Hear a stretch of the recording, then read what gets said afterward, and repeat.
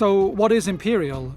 In a nutshell, Empyreal is a third-person action RPG about transcendental revelation. The game begins with your arrival on an unexplored planet to join an expedition that's discovered a monolith built by a lost ancient civilization.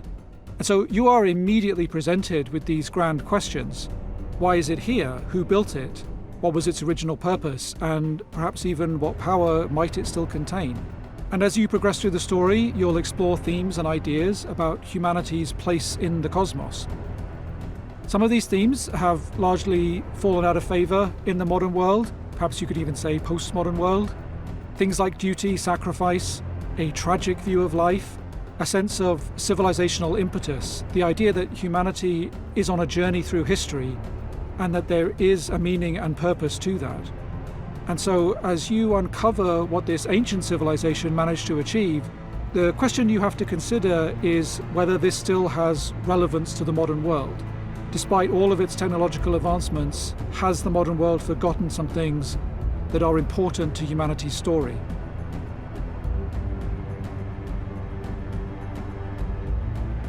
To begin your journey towards these discoveries, you will of course first need to make your character. We have a fairly extensive character creation. You can play as male or female, and there's quite a lot of customization options beyond that. When you're happy with how you look, then you select a background. So this is not a hugely important decision, honestly, because the equipment that you get as part of the background you choose is going to be replaced as you play the game, but it does give you a little bit of flavor to begin the game with. Once you finalize your character, you arrive in the hub to meet the rest of the expedition. Each member of the expedition has their own personal questline. All of these questlines have multiple endings, and it's even possible to fail them entirely. These quests each explore a different facet of the human condition, and this is based on the ideals of the individual themselves, the challenges they faced, and what they hope to ultimately achieve. But again, all revolving around this incredible discovery that the expedition has made. The gameplay of Empyreal is a mix of traditional third-person action and I would say isometric ARPG elements as well, in the way that abilities work in the game. The first thing to take note of is which weapon archetype you want to use, as this will have a big effect on your overall playstyle. Each weapon comes with its own core moveset, and they differ quite a lot from each other.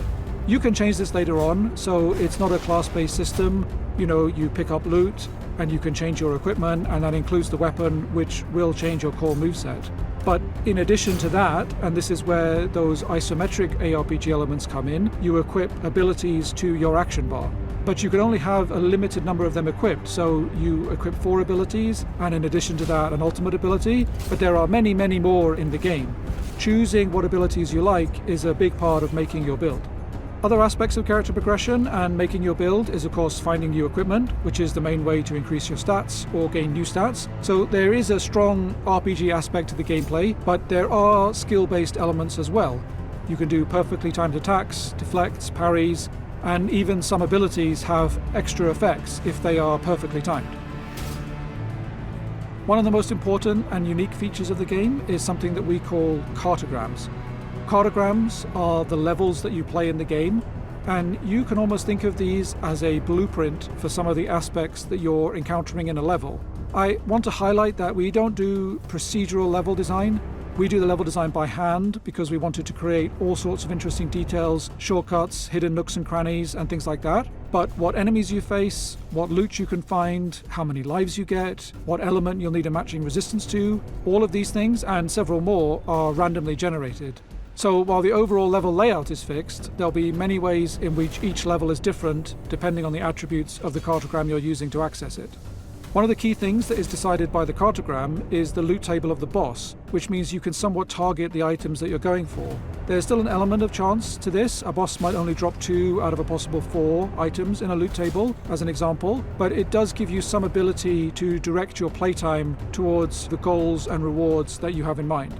The last thing to note with cartograms is that you can actually share these with other players. So if you found a cartogram that had a really powerful item, you can share it with another player so they have a chance of getting it too. You could give it away or you could trade it. So there's a cooperative aspect which allows players to share the cool levels they find with each other. I think it's important to emphasize that Empyreal is a single-player game. It plays like a single-player game, but we do have a few asynchronous, cooperative multiplayer elements that will allow you to just feel the presence of other players in the world as you play through it. And my personal favorite of these is a feature that we call Into the Ether. When you defeat a boss, you'll get this tear in the ether appear, and this is an opportunity for you to donate, essentially gift an item from your inventory into the ether, and this will cause it to potentially appear in another player's game. And if it goes through this process, it will get a big increase to its stats. But there's no immediate direct reward for you doing this, which means it's really up to the players, in fact the community as a whole, to make it work. And I'm quite curious to see how, or even if, players engage with this feature. At Silent Games, though we are a small team, our ambition is to make feature-rich games that have a great deal of depth to them, both in terms of the mechanics, the combat, the RPG systems, but to the narrative as well, with themes that are thought-provoking and a detailed backstory to give context to the world and the universe.